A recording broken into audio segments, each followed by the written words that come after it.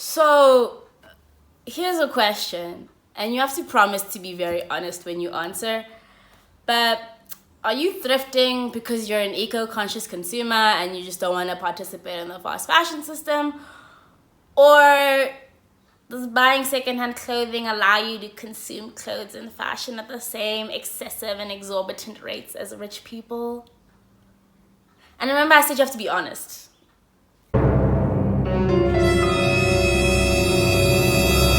Well, secondhand clothing has been offered to a lot of us as a really great way to be more sustainable and ethical in our fashion. You know, it's the circular economy. We're extending the lifespan of clothing, and it's also a really great alternative to the more like expensive slow fashion brands if you are really concerned with doing your part for the environment. But if we are just taking our fast fashion consumption habits to charity shops and secondhand markets, then we're not actually helping anyone either. So this discussion was sparked the other day when I was scrolling through Instagram, and I came across this one influencer's stories where someone had asked them, where do you like to shop? And the influencer was like, I don't go to the mall, I thrift everything, we do not support fast fashion in this house. And yeah, at face value, that's fantastic. Especially because I really like when I see more local influencers speaking about fast fashion and speaking about secondhand and sustainability, because a lot of them have zip to say about it. But I guess also because a lot of them are getting their checks from H&M and Zara. But I digress. Influencer culture is a really big contributor to our fast fashion problem right now, just because it encourages a lot of overconsumption. Obviously, influencers need to keep producing new and trendy content, otherwise you'll forget about them. And there's this idea that you can't be seen in the same thing twice, and they need to always be on the latest trends, or they need to always be posting an outfit or something. So it does mean that a lot of them are shopping frequently if they're not being gifted often, and which is yikes. Also, obviously, a lot of these people aren't excessively wealthy, or they're not excessively wealthy yet. So I think either when they're starting out or even just as they continue, a lot of these influencers will turn to fast fashion brands because it's a cheap way to keep getting new clothes and to keep looking good on the gram, and they have to satiate this need for content, even though it's actually been found that no one actually really notices if you repeat a t-shirt or a pair of jeans or an outfit. But I digress.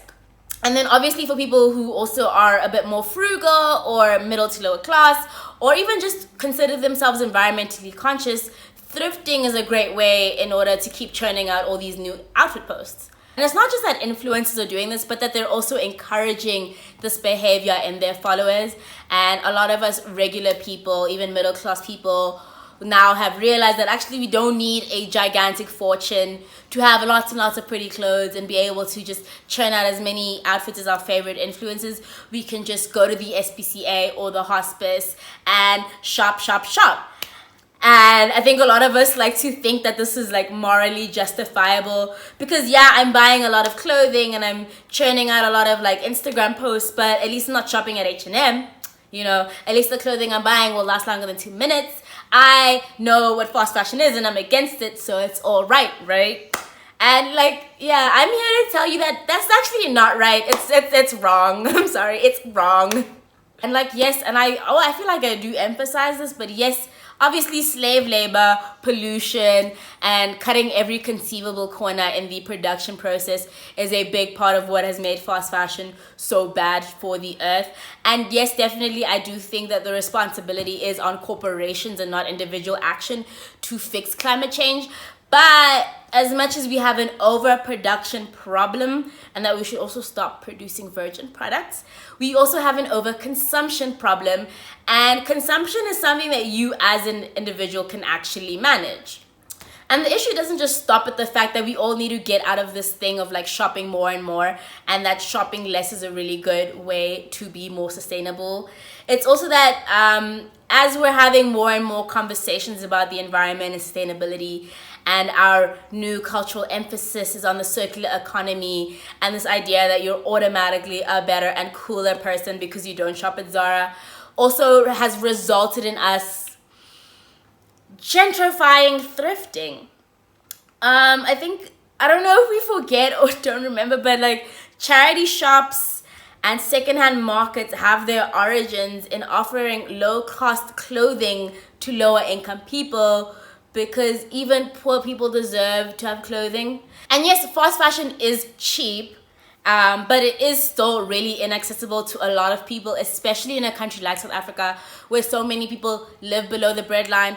And two, also, I think that even poor people deserve to have good quality clothes. Like, I don't think throwing a bunch of really badly made like H&M and like Primark clothes at poor people is a good solution either. And this gentrification basically begins when we, the middle to upper class people, go into the thrift stores and we just buy out all the good clothing, because we also have the privilege of being able to go thrift shopping like early in the morning or during the week, when a lot of working class people are at work, and we end up leaving a lot of these working class people with all the scraps in the store, or like all the stuff that like no one really wants. And I think also the sellers themselves, not just in the charity shops, but the people like selling in places like CBD, are very much aware of the fact that like more and more younger, richer people are into secondhand clothes. So, I mean, yeah, it makes sense for them to increase their prices, because at the end of the day, they're entrepreneurs. They're not NPOs like charity shops.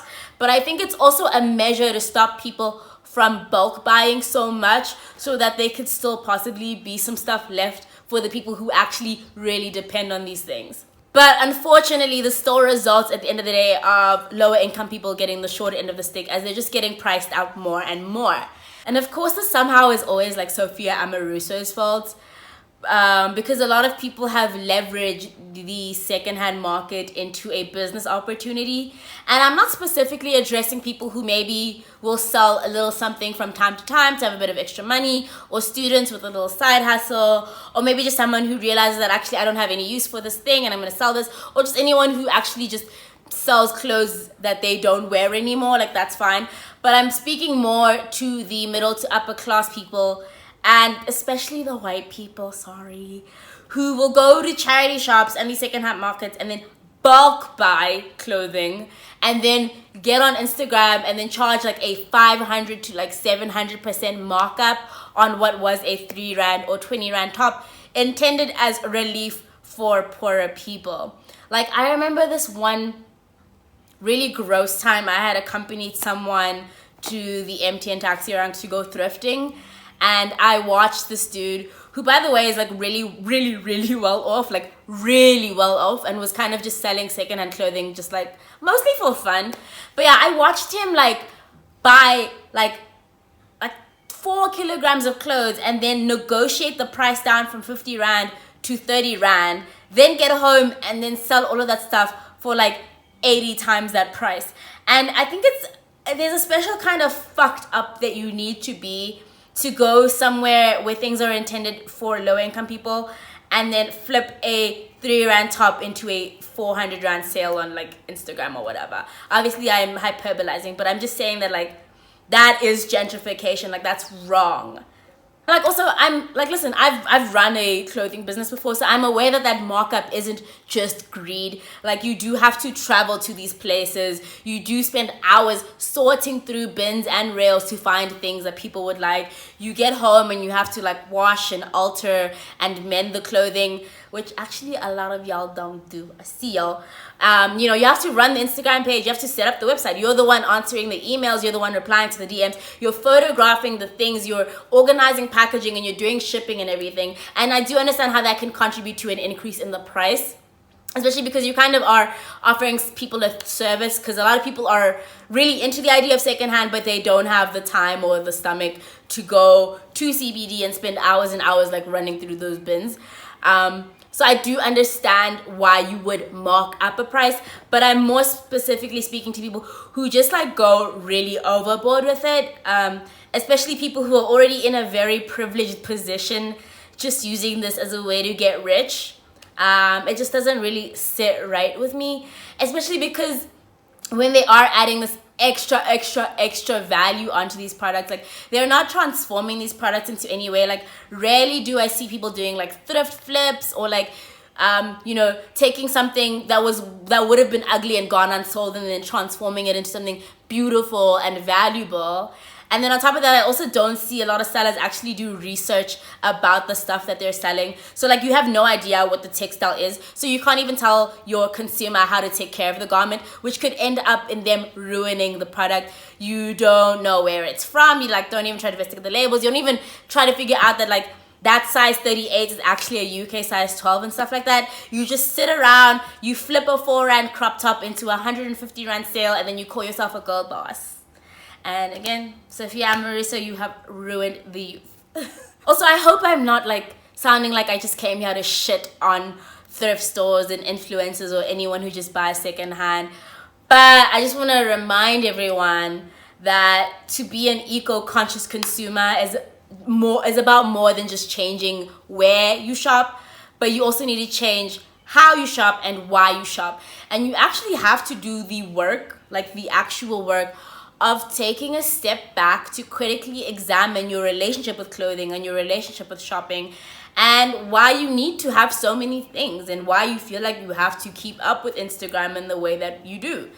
And even another thing is also that critical examination goes to just the entire fashion process. So like Slow Fashion 101 is always telling people to ask, hey, where do these clothes come from, and like who made my clothes? That's a really big thing. But I don't think people are as encouraged to ask that question when they're buying secondhand. And it's not just asking, hey, is this online Instagram store I'm buying from contributing to gentrification somewhere? Or do I know that when I'm buying from this online seller that perhaps they're, maybe donating for everything that they're taking out of the charity stores, or that they're, trying to do some good elsewhere in the world?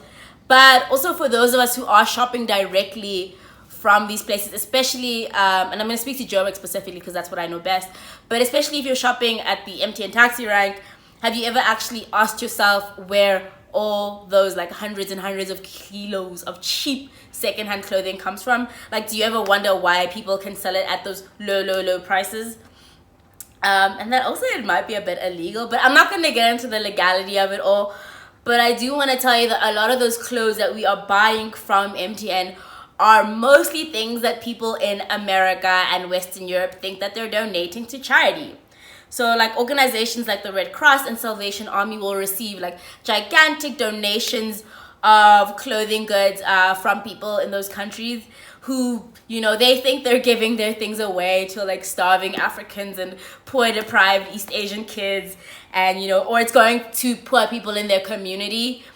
But these organizations take all these like well-intentioned donations and then they sell it to like clothing collection companies. These these clothing collection companies, they're actually sorting companies, and they'll usually be in like Eastern Europe or the Middle East, and their job is essentially to take all these donations and they will like categorize them and then they sell them off to other countries.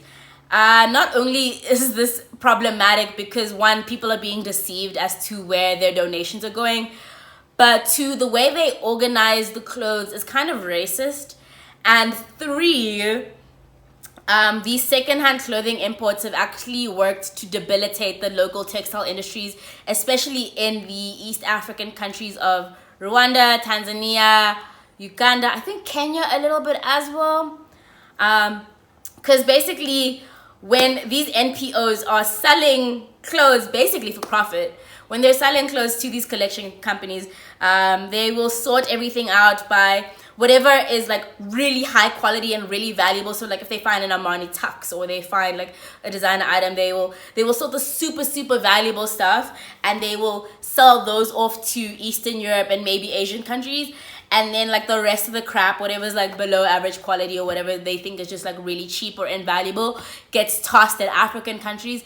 And then whatever is absolutely unusable will get turned into rags that might be used as like insulation or like stuffing in like India or Bangladesh. And obviously, like, I don't like the idea that the poor Africans must get like the worst of the clothing while people in like Russia and wherever get to enjoy like the nice stuff with the donations. But at the end of the day, it's still wrong that they're selling these things without letting the people who are donating know, and that these NPOs are essentially making a profit from their donations.